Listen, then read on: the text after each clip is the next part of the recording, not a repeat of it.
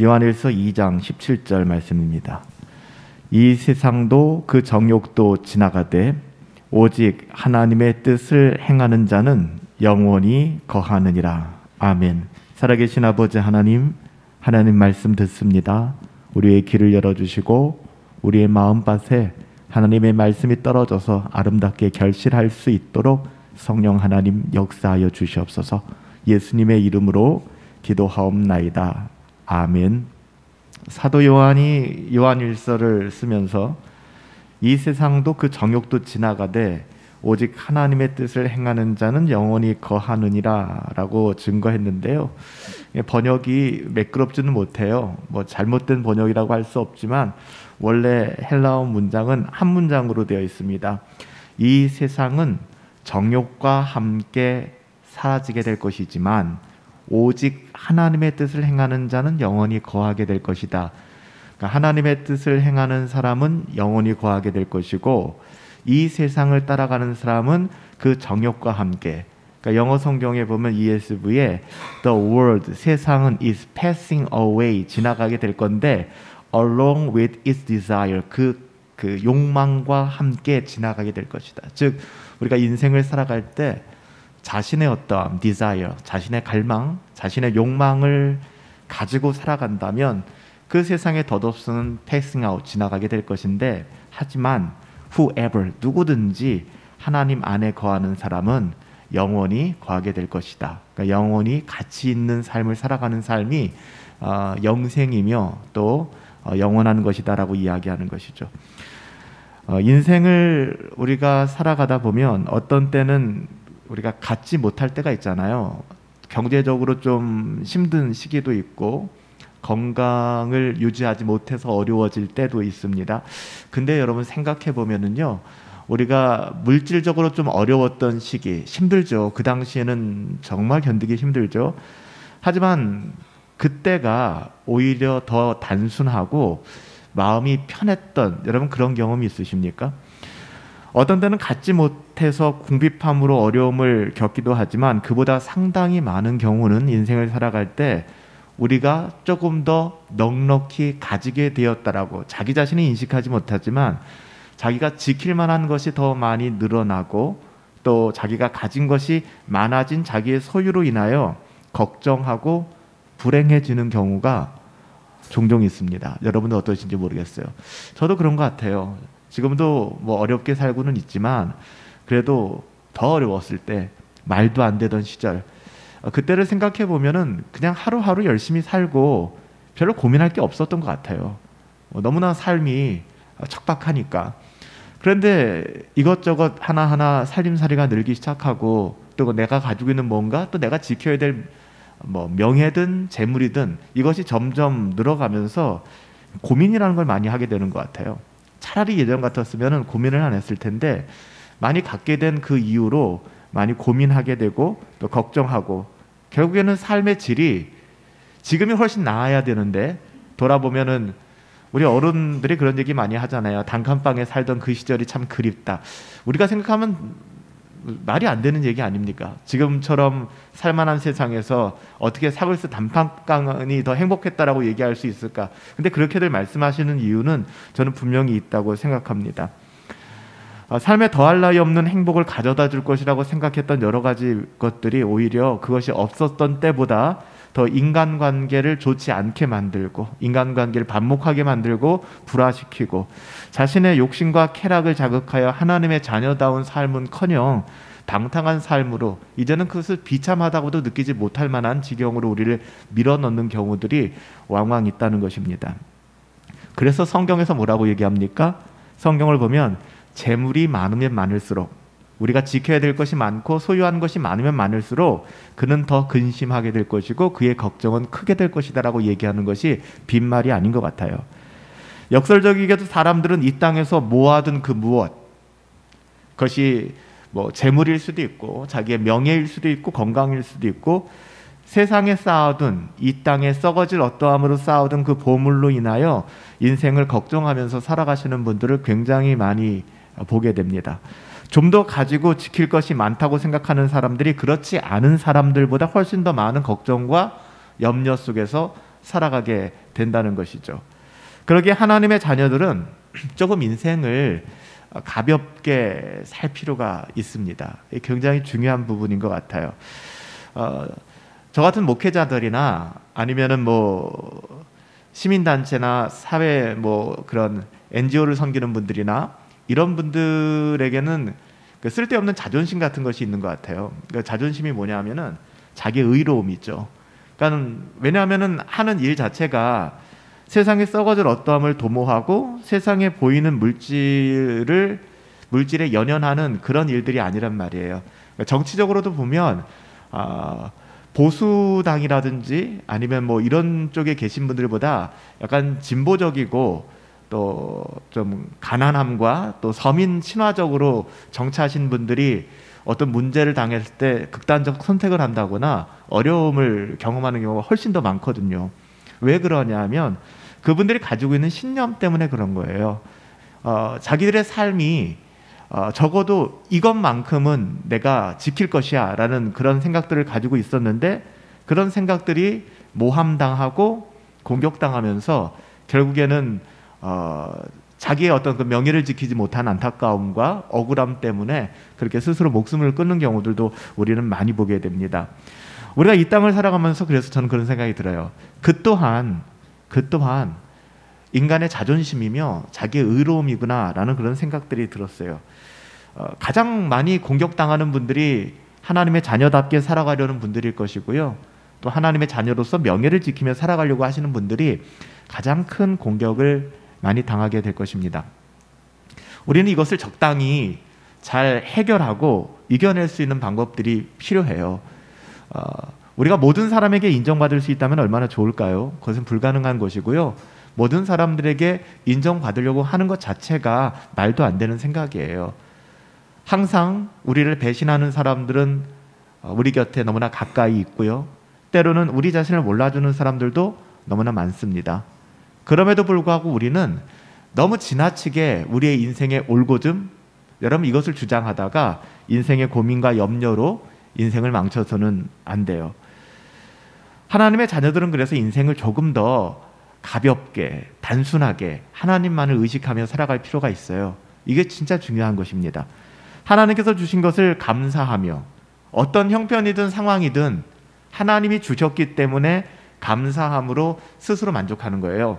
그러니까는 내가 원하는 방식대로 채워져서가 아니라 하나님께서 주신 것을 감사함으로 자족하며 하나님의 뜻 안에서 꼭 필요한 것에 내가 가진 것을 흘려보내고 나누며 더불어 살아가는 것. 그것이 우리가 하이델베르크 교리문답에서도 성도의 교제가 무엇인지 또 우리가 그리스도의 몸을 이루는 것이 무엇인지에 대한 부분들을 살피면서도 나누지 않았습니까? 정말 중요한 건 그예요. 하나님의 자녀다운 삶이라고 하는 것은 다른 것이 아니라 이기적인 자신의 어떠함만을 위해서 살아가는 것이 아니라는 것이죠.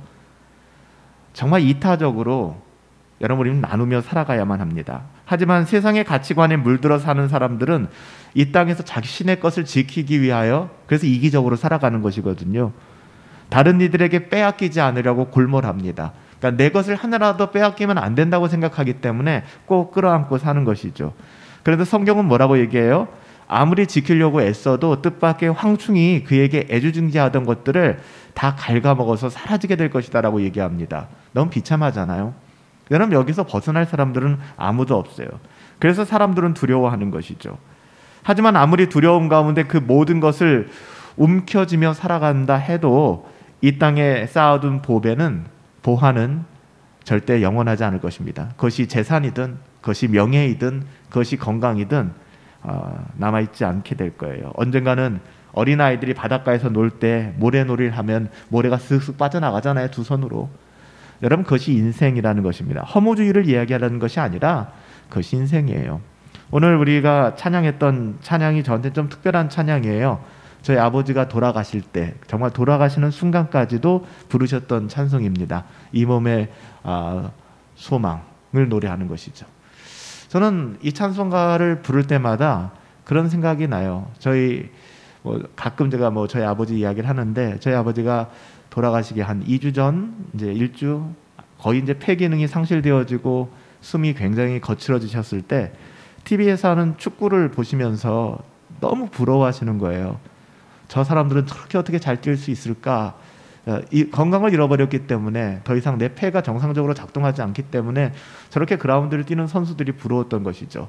저는 아버지를 보면서는 그런 생각을 했어요. 저희 아버지 60밖에는 이 생에서는 못 사셨지만 그래도 우직하게 강직하게 복음을 위하여 또 복음에 타협하지 않고 살았던 모습들이 당시 그렇게 신앙이 있지도 않았던 어린 아들에게 저에게는 굉장히 큰 유산이 되었고 굉장히 큰 이정표가 되었던 것 같아요.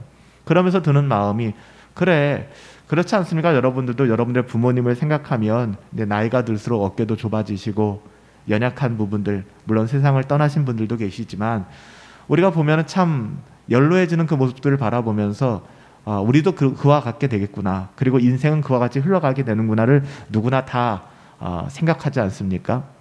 우리가 이 땅을 살아갈 때 그렇다면 어떻게 살아가야 될 것인가? 노년이 되기 전에 힘이 없다 하기 전에 가진 거 다 날리기 전에 정말 우리가 가장 아름다웠을 때 가장 좋은 것으로 이 땅에 썩어질 어떠함을 위하여 심는 것이 아니라 하늘의 것을 심어야 되지 않겠는가?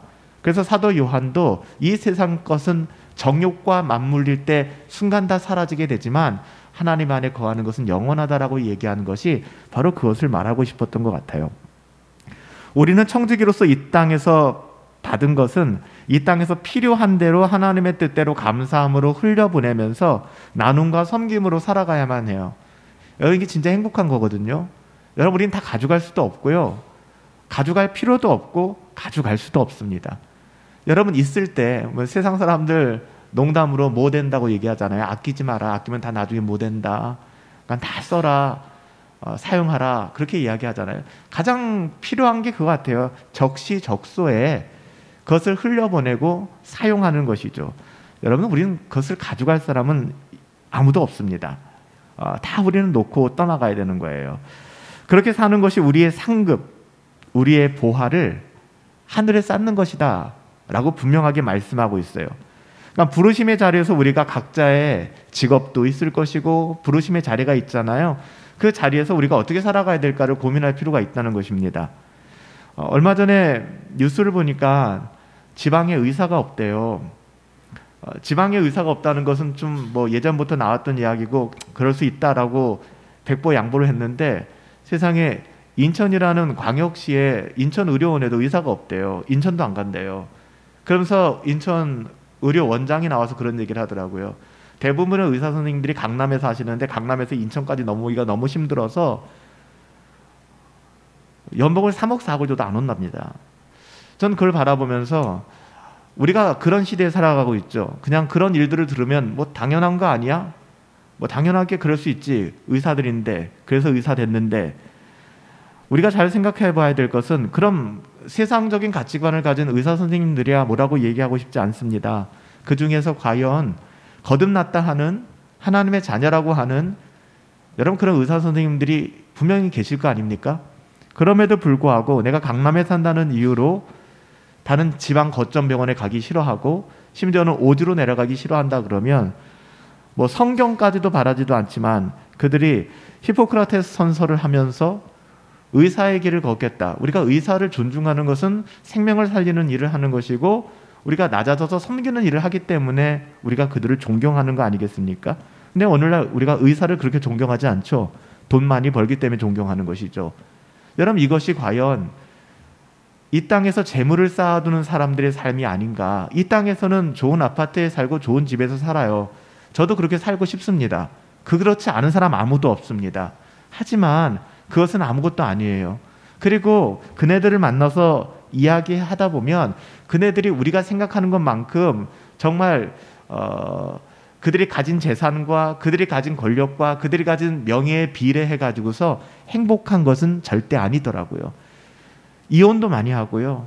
삶이 지옥 같다고 얘기하고요. 때로는 극단적 선택도 합니다. 왜 그럴까요? 정말 성경이 말씀하는 것이 맞는 것 같아요. 오늘날은 이기적으로 살아가는데 너무나 우리가 익숙해져 버렸어요. 자기만 생각을 합니다. 교회에도 이런 분들이 많으면 교회가 너무 힘들어요. 자기만 생각하는 거예요. 다른 사람들의 아픔과 다른 사람들의 어려움에 대해서는 하나 생각이 없어요. 여러분, 우리가 그런 분들을 위해 기도해야 합니다. 하나님의 은혜를 달라고. 왜냐하면 이런 분들이 많아지면 많아질수록 교회가 상처를 받아요. 교회가 힘들어집니다. 교회는 이 땅에 상급을 쌓는 곳이 아니라 하늘의 보화를 쌓는 곳이잖아요. 그런 사람들이 많아져야 된다는 것입니다. 항상 이런 설교를 하면 제가 여러분들에게 전해드리는 한 사람이 있죠. 짐 엘리엇.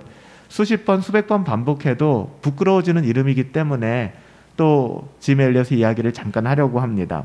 우리가 잘 아는 말이잖아요. 영원한 것을 얻고자 하여 영원할 수 없는 그것을 버리는 사람은 결코 바보가 아니다. 근데 사람들은 반대로 생각하죠. 영원한 거 보이지 않잖아요. 보이지 않는 그 영원한 것을 위하여 눈에 보이는 그 어떠함들을 다 버리니까 바보 같은 것이죠. 근데 짐 엘리엇은 여러분 그렇게 이야기하지 않았습니다. 잘 아시는 것처럼 짐 엘리엇이 전능자의 그늘이라는 나중에 어떻게 보면 사후에 발간된 그의 메모장들을 연결해서 만든 책인데, 이 책에 보면 이렇게 썼죠. 주님, 성공하길 원합니다. 성공하게 하소서. 높은 자리에 오르는 성공이 아니라 제 삶이 하나님을 아는 가치를 모든 사람들에게 드러낼 수 있는, 전시할 수 있는 그런 삶의 성공을 이야기합니다. 여러분들의 삶의 성공의 기준은 무엇입니까? 여러분의 자녀들의 삶의 성공의 기준은 무엇입니까? 여러분, 자녀들 다 달라요. 사람들 다 달라요. 어떤 사람은 공부를 잘하는 DNA를 가지고 태어났고요. 어떤 사람은 해도 안 되는 DNA를 가지고 태어난 사람도 있어요. 어떤 사람은 운동을 탁월하게 잘하는 사람도 있고요. 어떤 사람은 몸치일 수도 있어요. 다 달라요. 그렇기 때문에 우리가 획일적인 어떤 목표를 제시하면서 너 이렇게 돼야 돼. 너 이렇게 돼야 하나님이 영광을 받으신다라고 말해서는 안 됩니다. 때로는 태어날 때부터 장애를 가지고 태어나는 사람들이 있어요. 한 목사님이 그런 말씀 하시더라고요. 이번 주간 제가 말씀을 듣는데, 이 목사님이 태어날 때부터 어려서 소아마비를 앓아서 하반신이 마비가 됐어요. 일어나지 못하는 분이에요. 근데 은혜를 받아서 목회자가 되고 싶은 거예요. 그리고 신앙생활을 열심히 했어요. 그래 어느 날 미국에 이민을 가서 그 이민 교회 앞을 지나가는데 거기 신유 집회 플래카드가 걸려 있더래요. 신유 집회. 그래서 신유 집회에 들어갔는데 거기서 이제 목사님들이 몇 명의 목사님들이 많이 모이지 않아, 한 요 정도 모인 것 같아요. 많지도 않은 사람들이 모인 모임에서 안수해주고 간절히 기도해주는 시간들을 가졌대요. 너무너무 고마웠대요. 왜냐하면 다른 은사 집회들처럼 막 들뜨거나 이런 게 아니라 차분하게 한 분의 목사님이 그 형제님을 한 5분, 10분 간절히 기도해 주었다는 거예요. 그런 다음에 설교를 맡은 한 목사님이 나오셔서 설교를 했는데 자신 안에 그렇게 큰 분노가 있는 것을 처음 알았대요. 이게 무슨 얘기일까 듣는데 이런 얘기를 하는 거예요. 목사님이 그렇게 설교를 하셨다는 거예요. 여러분들, 믿음이 있으면 여러분 병이 나을 줄 믿습니다. 믿음입니다.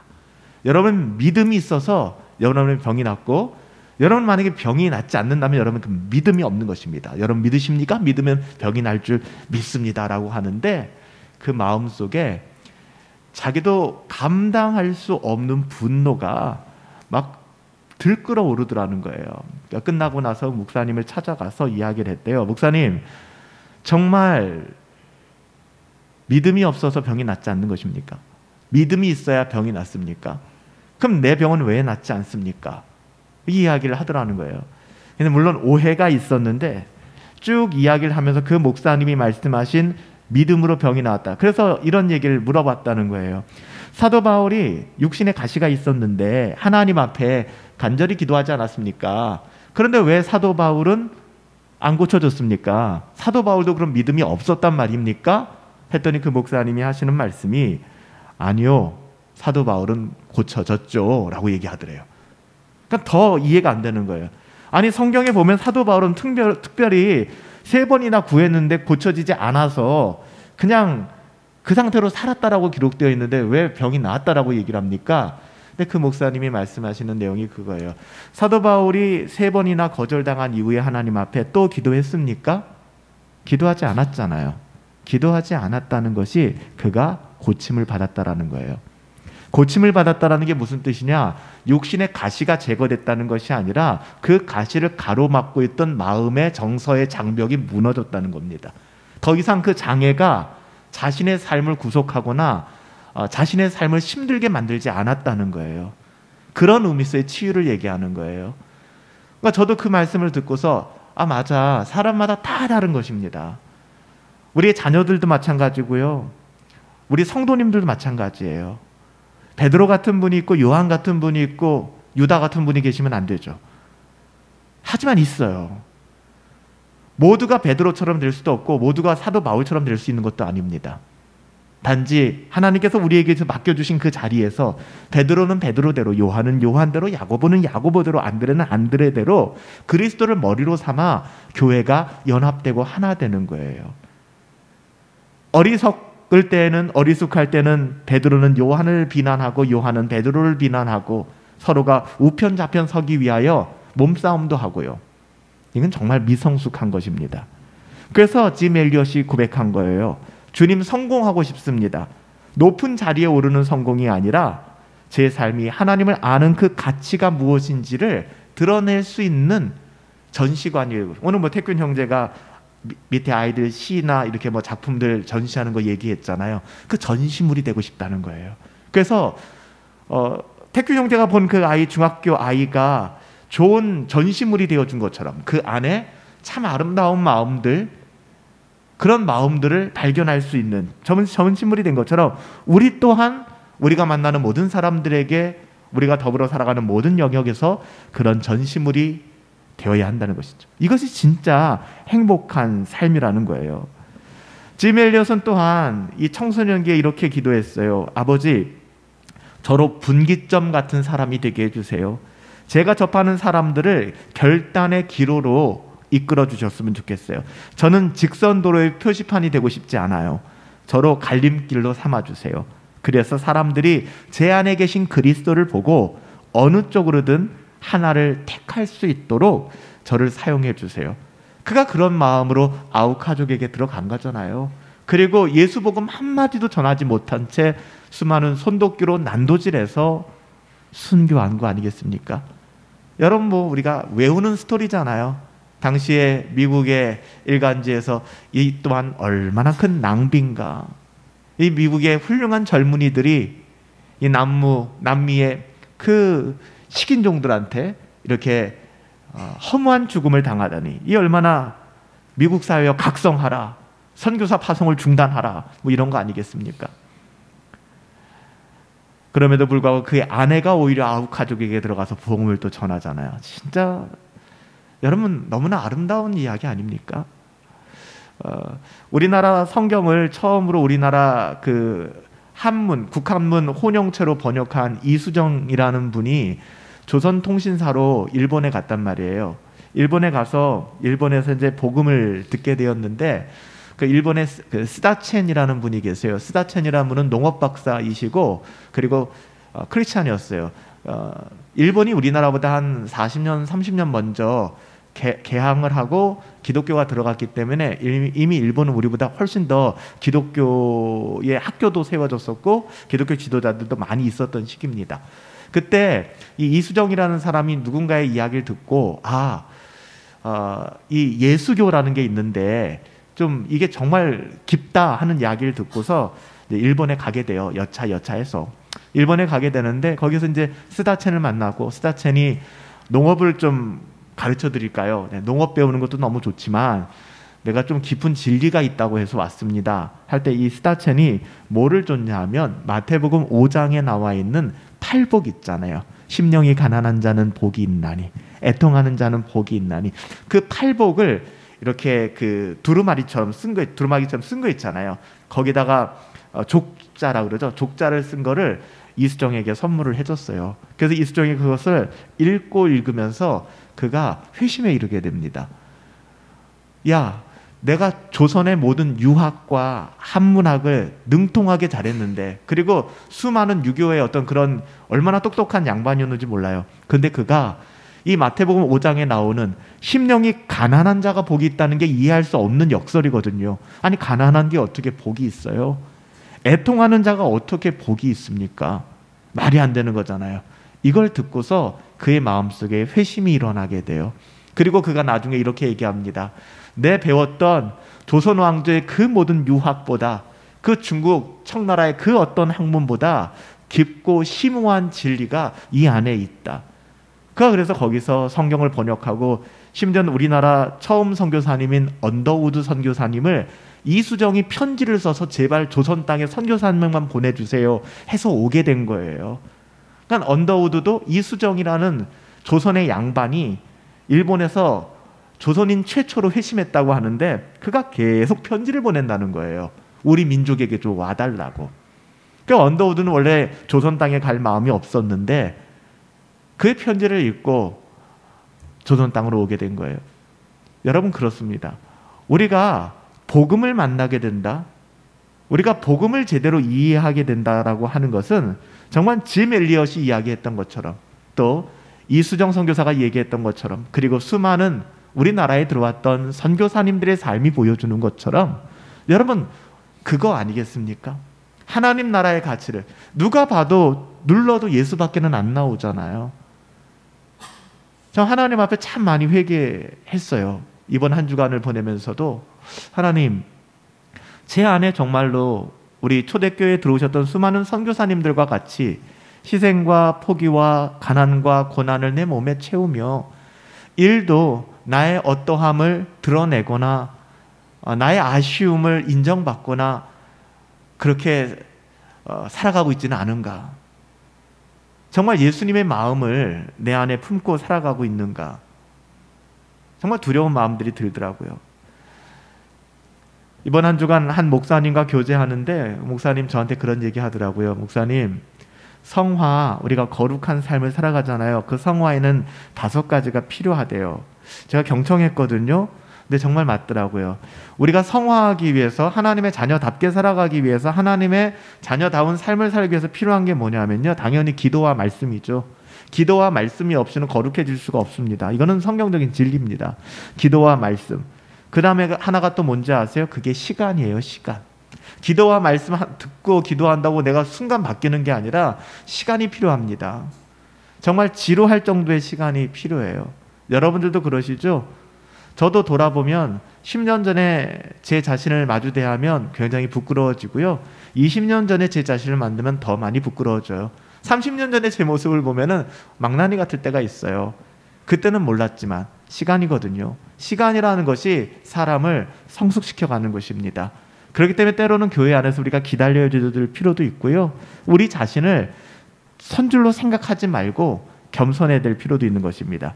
그리고 그 시간과 동시에 우리에게 찾아오는 것은 뭔지 아세요? 고난입니다. 고난이 없이는 절대로 거룩해지지 않아요. 절대로 거룩해지지 않습니다. 기도와 말씀, 그리고 시간과 고난, 마지막 하나가 뭔지 아세요? 그게 교회입니다. 공동체예요. 기독교 신앙은 교회를 떠나서는 여러분 세워질 수가 없습니다. 저도 더 젊었을 때에는 신앙생활이라는 것은 그냥 내가 혼자 성경 보고 기도하고 경건하게 살면은 신앙생활이구나라고 생각했어요. 이건 신앙생활이 아닙니다. 진짜 신앙생활은 어디서 결정되느냐 하면 공동체예요. 공동체 안에서 내가 희생할 줄도 알고 포기할 줄도 알고 때로는 섬길 줄도 알고 때로는 섬김을 받을 줄도 알고, 이게 바로 이것입니다. 그래서 우리의 거룩한 삶은 기도와 말씀, 시간과 고난, 그리고 공동체를 통해서 형성되는 거예요. 정말 맞는 이야기더라고요. 이 세상 보화를 영원히 가져갈 수 있는 사람은 아무도 없습니다. 그러기에 우리가 가진 보화를 이 세상에서 어떻게 사용하는가가 인생에 참된 의미를 부여해 주는 거예요. 여러분, 아끼지 마세요. 여러분, 사용하십시오. 여러분, 하나님께서 기뻐하시는 방식으로 여러분 흘려보내십시오. 여러분, 그게 중요해요. 누군가가 그가 가진 은사들을 하늘에 쌓아둔다면 그는 그 보물에 대해서 안심하셔도 돼요. 자꾸만 내가 움켜쥐려고 그러면 여러분 그거 잃어버릴까 봐 두려워지는 것입니다. 우리가 하늘에 쌓아둔 상급은 결코 좀먹지 않습니다. 영원한 기쁨과 즐거움을 줄 거예요. 우리가 하늘의 보화를 쌓는 삶을 살아가게 될 때 성경 하나님께서는 하늘의 평안과 기쁨으로 우리의 영혼을 채워주세요. 한번 여러분 그렇게 살아가 보세요. 우리의 삶에 내 것을 내 것이라 주장하지 않고 우리가 흘려보내며 나누며 살아가게 될 때 정말 웬일인지 내가 돈을 쓰고 있는데, 웬일인지 내가 시간을 사용하고 있는데, 웬일인지 내가 그것을 어떻게 보면 계속 흘려보내고 있는데 내가 알 수 없는 기쁨, 평안, 이것이 내 영혼을 채우기 시작하는 겁니다. 여러분 이것은 맛보신 분들만 아는 것 같아요. 정말 이것이 얼마나 감사하고 행복한 일인지. 세상에 쌓아둔 보화는 어떤 위로도 주지 않습니다. 여러분 통장의 잔고, 여러분이 가지고 있는 이 세상의 재산의 그 어떠함이 절대로 우리에게 위로가 되지 않아요. 속지 마시래. 그러니까 잠깐은 이게 이 정도가 있으니까 나는 행복해. 여러분 그렇지 않아요. 오히려 부자들이 더 많이 위로받지 못하고 더 많이 힘들어하고 어려워합니다. 왜 그럴까요? 우리의 삶이 맞춰지는 그 순간 우리는 툭툭 털고 다 놓고 가야 됩니다.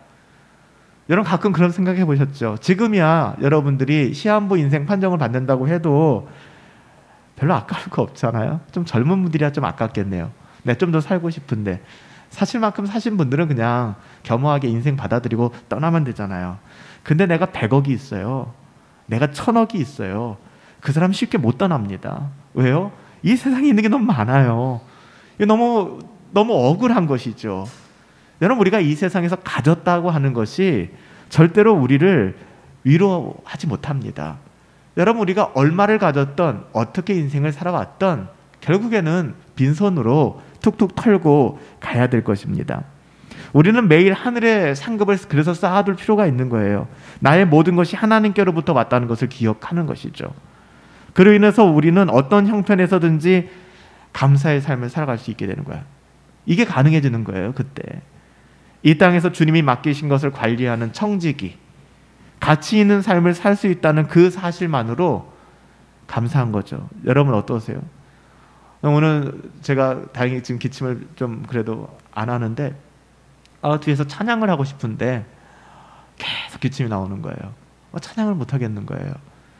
근데 때로는 생각해보면 내 목소리가 너무 좋을 때, 그리고 건강할 때, 그때는 또 찬양을 안 할 때가 있거든요. 그러니까 우리가 참 그 바보 같은 것 같아요. 잃고 나서 후회하고 없을 때 후회하고. 뭐 드라마틱한 얘기지만 제가 군대에 있을 때 들었는데 실화인 것 같아요. 어떤 형제가 박수를 치고 싶은데 찬양 시간에 근데 한쪽 손이 없는 장애를 가지고 있는 거예요. 자기 뺨을 때리면서 박수를 치는 거죠. 소리를 내고 싶어서. 뭐 드라마틱하게 가공된 이야기라 할지라도 충분히 개연성 있는 이야기인 것 같아요. 저 같아도 그렇게 할 것 같아요. 뭔가 맞부딪혀서 하나님을 찬양하고 싶은데 내 손이 없는 거예요. 내 뺨을 때려서라도 소리를 내서라도 하나님을 노래하고 싶다. 내가 두 손 두 발 다 가지고 건강하게 하나님을 찬양할 줄도 모르고 하나님께 감사할 줄도 모른다면, 내가 가진 거 다 가지고 있고 내가 누릴 거 다 누리고 삶에도 불구하고 하나님께 감사할 줄도 모르고 하나님의 뜻대로 살아갈 줄도 모른다 그러면, 여러분 그것은 예수님이 말씀하신 것처럼 차라리 한 손을 잘라버리는 것이, 그렇죠, 눈 하나를 뽑아버리는 것이 그 사람으로 말미암아 긍휼한 마음을 갖게 하고 그 사람으로 말미암아 낮은 마음을 갖게 한다 그러면 그것이 복된 거예요. 근데 우리는 그것을 깨닫지 못하는 것이죠. 여러분 세상은 한 사람이 떠날 때 무엇을 가지고 평가합니까? 이 세상을 사는 동안에 그가 어떻게 살았는지, 어느 대학을 나왔고 어느 직장을 다녔고 자녀들은 몇이나 낳았고, 그리고 뭐 재산은 얼마였으며 무엇을 하고 살았는지, 어떤 지위를 누렸는지, 이것을 가지고 그 사람을 평가하죠. 여러분 사사기서를 보면 사사들의 평가가 쭉 나오는데 이런 평가로만 나온 사람들이 있어요. 그 사람들은 정말 비참한 삶을 산 모형으로 드러나고 있는 것입니다. 여러분 하나님께서는 결코 그렇게 사람을 평가하지 않는다는 것입니다.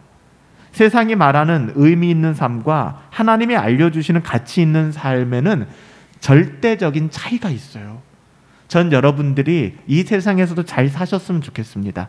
하지만 이 세상에서 잘 사는 것과 혹시 하나님 나라의 가치 있는 삶이 좀 대척점을 이루어서 융화될 수 없는 지점이 있다 그러면 여러분 절대 주저하지 마시고 하나님 나라의 가치를 따라 살아가시기를 예수님의 이름으로 축복합니다. 그것이 짐 엘리엇의 삶이었고요. 그것이 수많은 믿음의 선배들의 삶이었습니다. 세상에서는 위인이고 부자일 수 있어요. 여러분 그러면 뭐합니까? 다 놓고 떠나가는 것인데, 어느 순간 제가 어렸을 때 삼김정치 대통령들 정말 땅을 호령하던 하늘을 흔들던 그런 사람들이 살아가던 시절, 지금 저도 이제 나이가 들어서 보니까 그분들이 다 떠났더라고요. 제가 얼마 전 일이 있어서 충주 쪽으로 넘어가려고 이제 원주 쪽에서 고속도로를 타고 쭉 넘어가는데 거기 치악산 그 휴게소가 있어요. 제가 가끔 거기 들리는데 거기에 가면은 그 김영삼 전 대통령이 굉장히 필체가 좋거든요. 김 대통령의 필체로 글을 쫙 써놓고 밑에 김영삼 그렇게 써놨어요. 제가 거기다 잠깐 졸려서 차를 세워놓고서 그 바위 비석을 보고 있는데 참 인생이 허망하다는 생각이 들었어요. 어느 한순간 세상을 호령하는 것 같고 세상을 다 가진 것 같고 정말 뭔가 움직일 수 있는 사람이라고 생각했는데 결국 이 세상 다 놓고 떠나가지 않습니까? 여러분 마찬가지 아니겠어요? 제가 청년 시절에 우리가 존경하는 많은 목사님들 얘기했지만 그 목사님들의 다수도 이미 이 세상에 계시지 않아요. 그럼 생각해 보는 것이죠.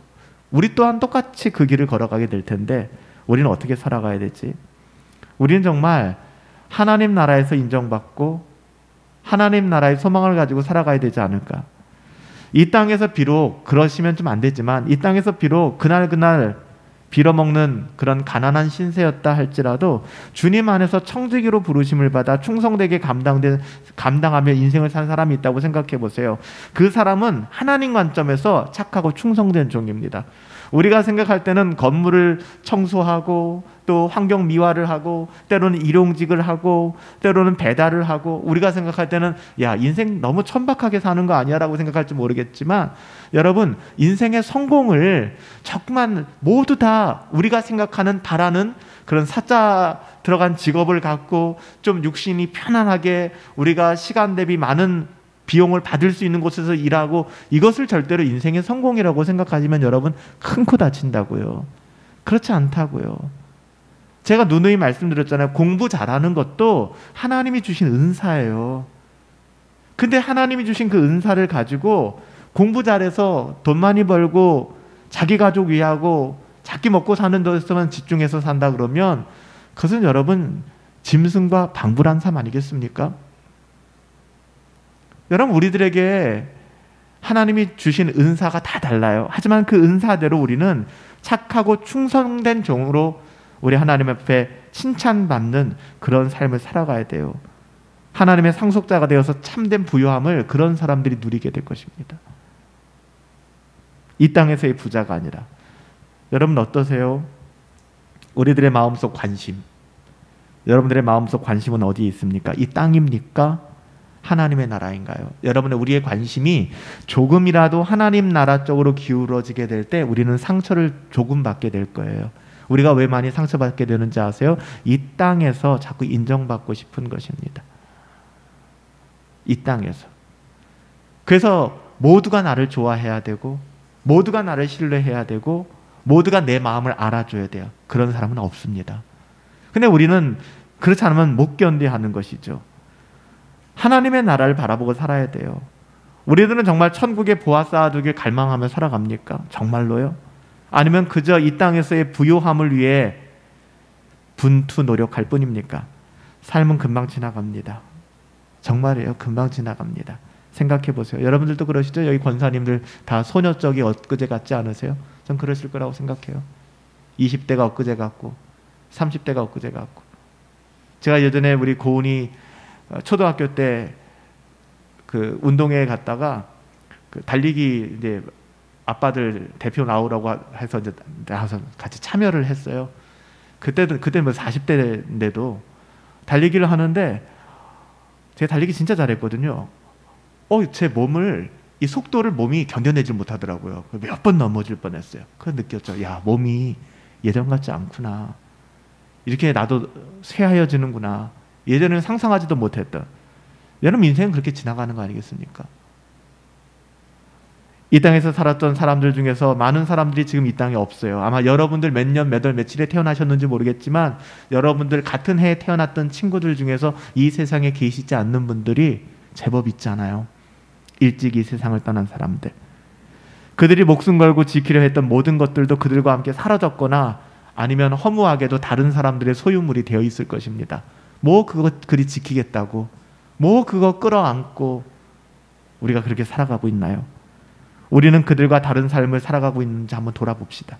아니면 우리 역시 말로는 하나님의 자녀인데 세상의 자녀로서 살아가고 있지는 않은지. 여러분 잊지 마세요. 우리 역시 세상을 떠난 그 많은 사람들처럼 삶의 종착역에 내려야 될 그 순간이 곧 찾아오게 될 것입니다. 그때 모든 것이 판가름 납니다. 그래서 이 세상에서의 시간은 다가올 세상을 맛보는 수련기간이라는 사실을 반드시 기록해야 돼요. 여러분 우리의 파이널 데스티네이션이 아니에요. 종착점이 아닙니다. 인생은 우리의 수련기간이에요. 이 수련기간을 통하여 우리가 마지막 하나님의 나라 몸이 다시 사는 것과 영원히 사는 것을 믿사옵나이다. 지난 우리가 목요일 금요일 우리가 오늘 살펴본 말씀의 핵심이 이거잖아요.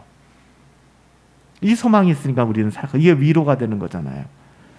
지금 우리는 시간과 재능, 힘과 은사 그리고 재산 이 많은 것을 가지고 하나님을 섬길 수 있는 여러분 절호의 기회입니다. 절호의 기회. 제가 말씀드린 적 있죠. 제가 한번 통풍을 크게 한번 앓은 적이 있었는데 그 다음에 다시 건강해졌어요. 통풍이 생기니까 이 발의 관절에 피가 제일 안 통하고 혈액이 안 도는 그쪽이 붓거든요. 관절이. 대부분 엄지발가락 그 앞에가 굉장히 부어요. 굉장히 아프고 힘들어요. 제가 한 3, 4년 됐죠 벌써. 그렇게 한 3개월 정도 제가 고생을 했는데 그러고 나니까 아빠로서 제일 참 자괴감이 느껴졌던 게 저희 딸이 아빠 떡볶이 좀 사다 주면 안 돼 그러는데 떡볶이를 사러 갈 수 없는 내 모습인 거예요.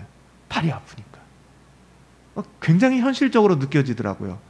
야, 내가 건강할 때 우리 가족들, 내가 건강할 때 우리 성도들, 내가 버틸 수 있을 때, 내가 퍼줄 수 있을 때 최선을 다하여 흘려보내는 것, 아 이게 정말 가치 있는 삶이구나.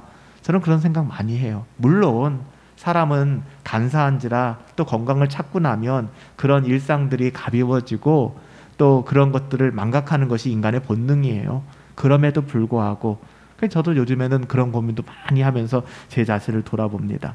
우리가 그런 마음을 가지고 우리의 재산, 우리의 보화, 우리의 가치 있는 삶을 이 세상에 썩어질 어떠함에 쏟아붓는 것이 아니라 영원한 하나님 나라의 가치, 우리가 이웃을 섬기며 가족을 섬기며 하나님 나라를 세우는데 여러분 사용해야 됩니다. 영원히 남는 것을 위해서 어차피 사라져 버릴 것을 마음껏 사용하는 것, 여러분 그건 정말 소중한 거지 않습니까? 사랑하는 성도 여러분, 오늘 힘들고 어려운 자리인데 이렇게 기도하기 위하여 또 말씀 듣기 위하여 시간을 가장 소중한 곳에 또 드릴 수 있도록 은혜를 주신 하나님께 감사를 드려요. 여러분의 삶이 나누어 주는 삶이 될 수 있게 되길 축복합니다.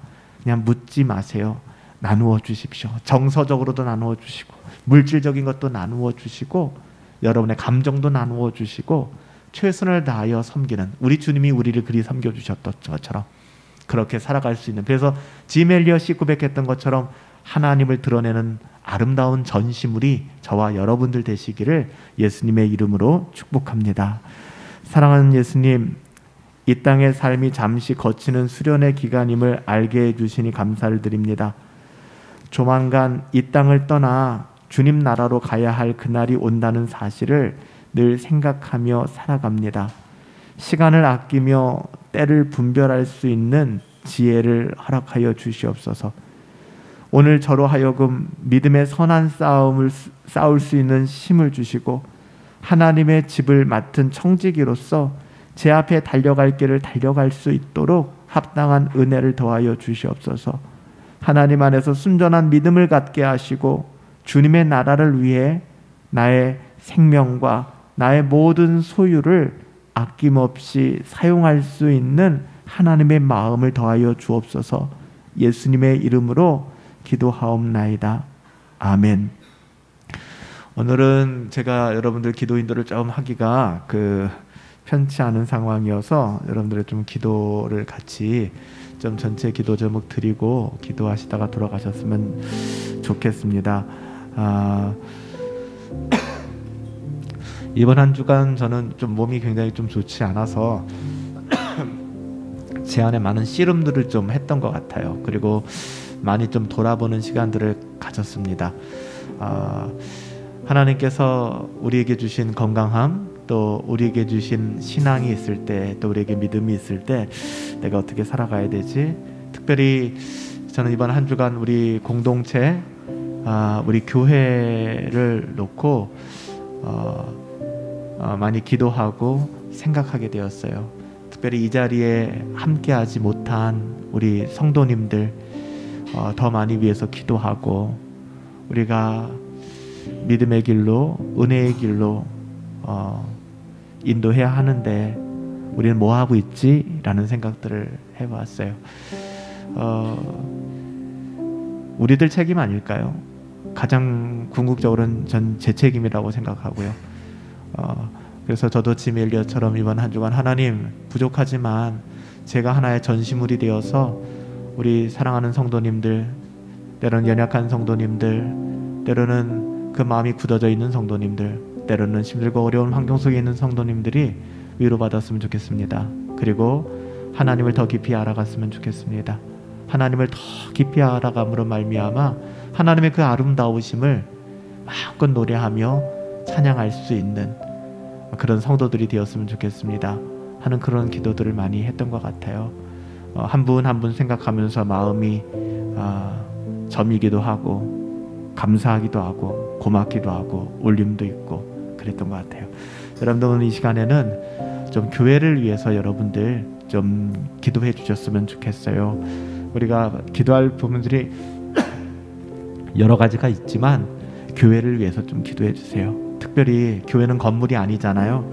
우리 사랑하는 성도님들을 위해서 여러분 기도해 주시기 바랍니다. 가정이 많이 힘들고 어려운 분들들 계세요. 가정이 많이 힘들고 어렵다고 포기할 걸 포기해서는 안 되잖아요. 우리의 모든 가정들이 하나님의 말씀을 사랑하고 기도함으로 그 깊은 터널을 통과할 수 있도록, 바르게 통과할 수 있도록 연약한 가정들을 위해서 여러분 기도해 주세요. 뿐만 아니라 신앙을 잃어버리고 믿음 가운데 살지 못하는 분들도 계세요. 다 우리 책임입니다. 우리가 같이 기도해야죠. 하나님께서 은혜를 주시어서 심령이 가난해지게 하시고 겸손하게 하시고 하나님께로 더 나올 수 있도록 하나님 은혜를 더하여 주십시오. 마지막으로 기도할 때는 우리 자녀들을 위해 기도해요. 정말 포기할 수 없는데 우리는 너무나 신앙적인 영역에 있어서 가볍게 포기하는 것 같다는 생각이 들 때도 있어요. 우리 아이들을 위해서 기도하십시다. 살아계신 하나님, 우리 아이들 한 사람 한 사람, 우리 어린 유아부터 시작해서 청년에 이르기까지 하나님 만져주시고 인도하여 주시고 다잡아 주시옵소서. 우리 가족 가운데 아직도 믿지 않는, 믿음의 성장이 없는 가족들이 있다면 정죄하지 마시고 사랑의 마음을 가지고 이의 마음을 놓고 하십시다. 두들기십시다. 하나님 열어주시옵소서. 하나님 만져주시옵소서. 하나님의 은혜가 우리 교회 가운데 있게 되기를 우리 간절한 마음으로 오늘 이 시간에는 교회를 위하여 기도하시고 이후에 우리가 했던 모든 기도 제목들 여러분들 좀 드러내서 기도하시다가 자연스럽게 돌아가실 수 있었으면 좋겠습니다. 우리 오늘은 특별히 교회를 위하여, 우리 연약한 성도님들을 위하여, 또 아픈 가정들을 위하여 주님 도와달라고, 함께 해달라고 우리 우리의 마음을 서로 하며 같이 한번 기도합시다. 기도하겠습니다.